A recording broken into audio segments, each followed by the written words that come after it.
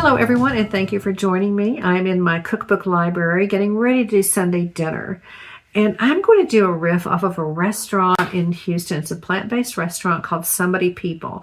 And on Sunday, what they do is they use up all the leftovers from the week and create this wonderful family-style event for their patrons, using up what's left over from the week at the restaurant, which is a great idea. We waste 40% of our food. Imagine that, 40% of it goes to waste. So what's great about plant-based is you can have some fun.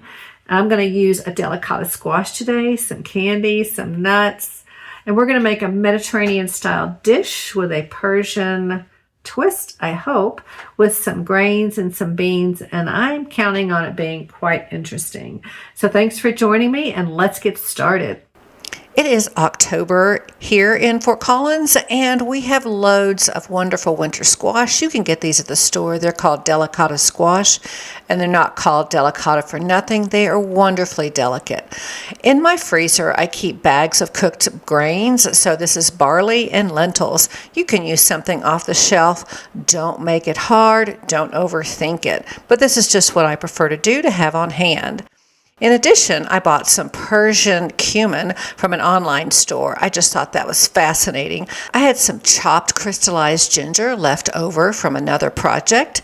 In addition, I also had some leftover crispy shallots. I love to keep crispy shallots or onions in the refrigerator.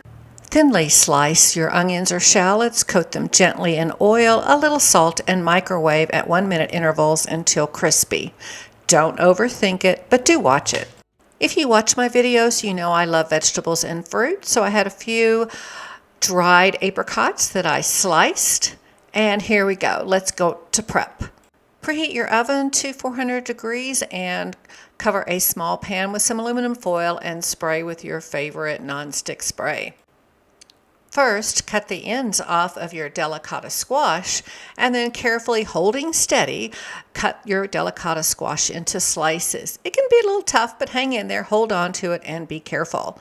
And then I like to use a grapefruit spoon and scoop out the seeds. A paring knife will also do, so you're left with all these lovely rings. And then you can choose if you want to keep them as rings or quarter them, and that's what I chose to do. I'm only going to use half of this delicata squash because it's pretty big for 2 people. Drizzle on a little olive oil of your choice, and now we're going to sprinkle on about half a teaspoon or so of garlic powder. We're going to add in your pepper of choice. I used Aleppo for this, but you can use cayenne, that's fine. I had some leftover honey roasted pecan candy, so I chopped those up and added those in, and then as you can see, also added in those sliced apricots. Place about half a teaspoon of that cumin into a mortar and pestle and crush them up so you don't have big pieces of cumin in your mouth when you're trying to enjoy this later. Place them into the bowl and toss away. Get them ready for that pan. It's beginning to smell absolutely divine by now. So go ahead, spread it out on your baking sheet and roast it at 400 until fork tender, which is about 20 minutes.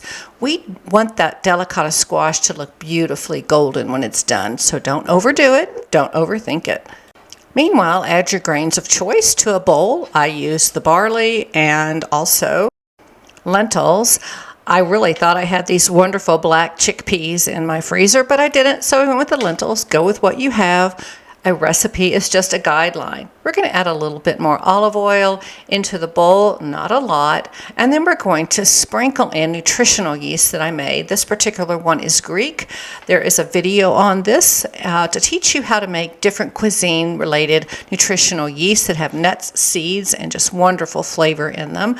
We're going to toss it, add in those caramelized onions.